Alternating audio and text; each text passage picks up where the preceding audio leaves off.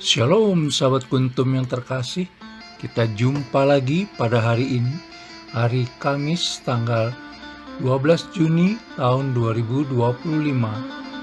Hari ini merupakan hari biasa dalam pekan biasa yang ke-10 dengan warna liturgi adalah hijau. Kuntum pada pagi hari ini mengambil tema berdamai dengan dan bersama sesama.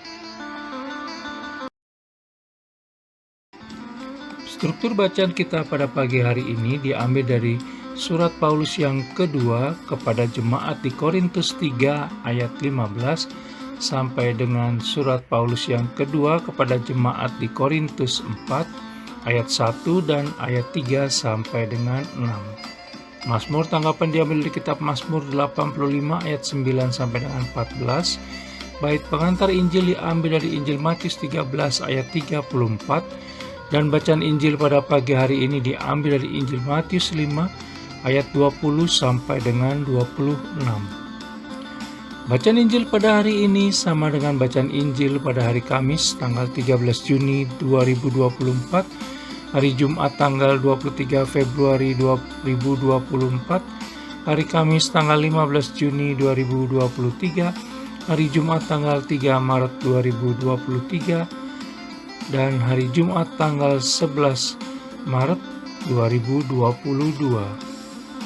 Struktur bacaan pada hari ini sama dengan struktur bacaan pada hari Kamis tanggal 9 Juni 2022. Baik sahabat kuntum yang terkasih, saya akan bacakan bacaan Injil kita pada pagi hari ini yang diambil dari Injil Matius 5 ayat 20 sampai dengan 26. Tuhan beserta kita sekarang dan selama-lamanya. Inilah Injil Yesus Kristus menurut Santo Matius. Dimuliakanlah Tuhan. Maka aku berkata kepadamu, jika hidup keagamaanmu tidak lebih benar daripada hidup keagamaan ahli-ahli Taurat dan orang-orang Farisi, sesungguhnya kamu tidak akan masuk ke dalam kerajaan sorga. Kamu telah mendengar yang difirmankan kepada nenek moyang kita, jangan membunuh. Siapa yang membunuh harus dihukum. Tetapi aku berkata kepadamu, setiap orang yang marah terhadap saudaranya harus dihukum. Siapa yang berkata kepada saudaranya kafir harus dihadapkan ke mahkamah agama, dan siapa yang berkata jahil harus diserahkan ke dalam neraka yang menyala-nyala. Sebab itu, jika engkau mempersembahkan persembahanmu di atas mezbah, dan engkau teringat akan sesuatu yang ada dalam hati saudaramu terhadap engkau, tinggalkanlah persembahanmu di depan mezbah itu dan pergilah berdamai dahulu dengan saudaramu, lalu kembali untuk mempersembahkan persembahanmu itu. Segeralah berdamai dengan lawanmu selama engkau bersama-sama dengan dia di tengah jalan, supaya lawanmu itu jangan menyerahkan engkau kepada hakim, dan hakim itu menyerahkan engkau kepada pembantunya, dan engkau dilemparkan ke dalam penjara.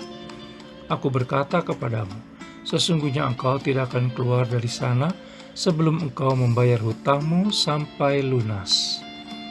Demikianlah sabda Tuhan, terpujilah Kristus.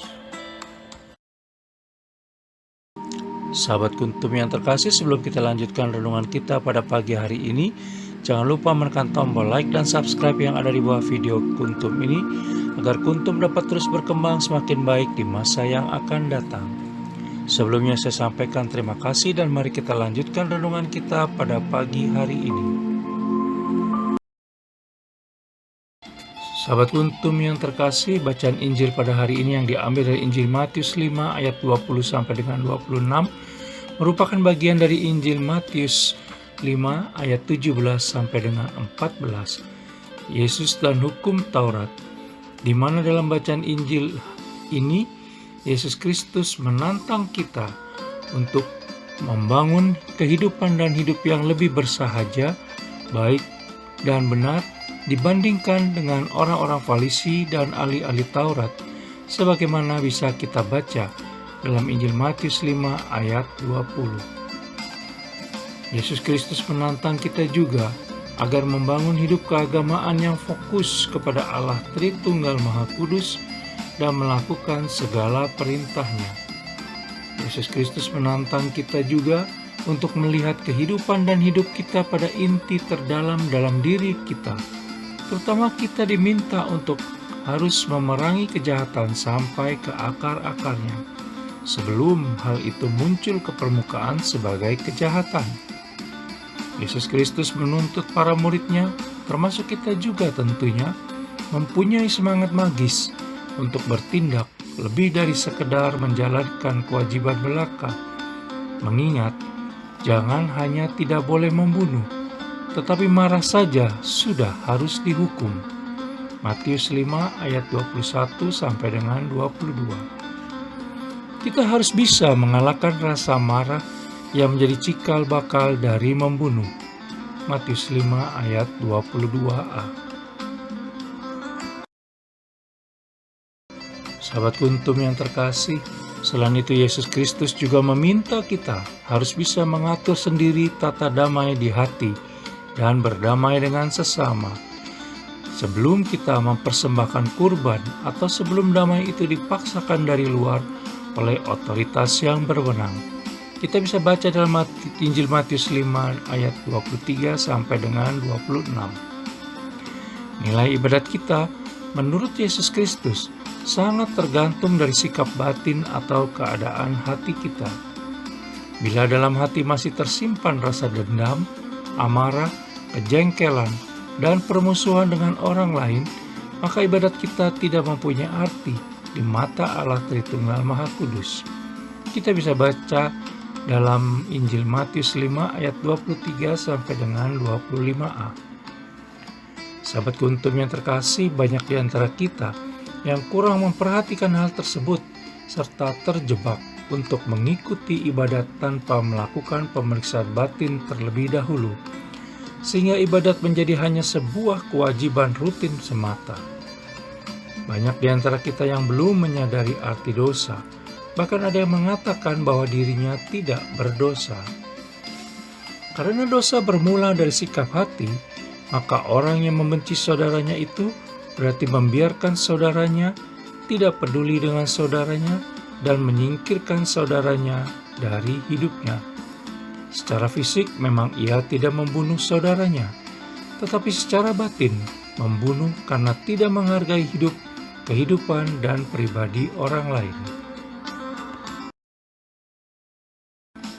Sahabat Kuntum yang terkasih, Yesus Kristus memberi contoh melalui kisah orang kaya serta Lazarus yang miskin di dalam Injil Lukas 16 ayat 19 sampai dengan 31, di mana akhirnya orang kaya itu menderita sengsara di alam maut, walau orang kaya itu tidak berbuat kekerasan terhadap Lazarus.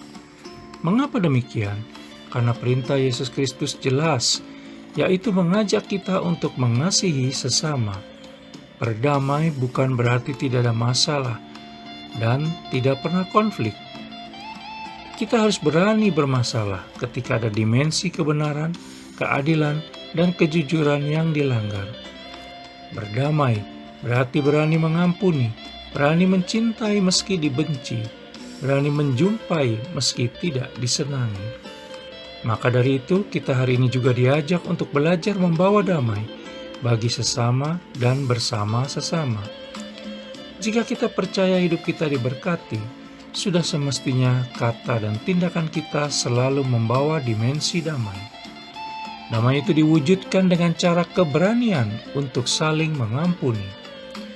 Hanya orang yang bisa bersyukur yang akhirnya mampu sampai pada pengalaman mengampuni. Di dalam kitab Amsal 16 ayat 32 dikatakan, orang yang sabar melebihi seorang pahlawan. Orang yang menguasai dirinya melebihi orang yang merebut kota.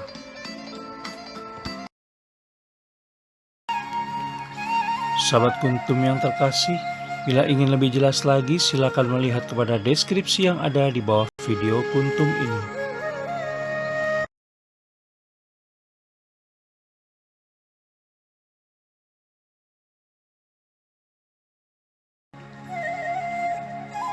Terima kasih, selamat pagi, dan shalom.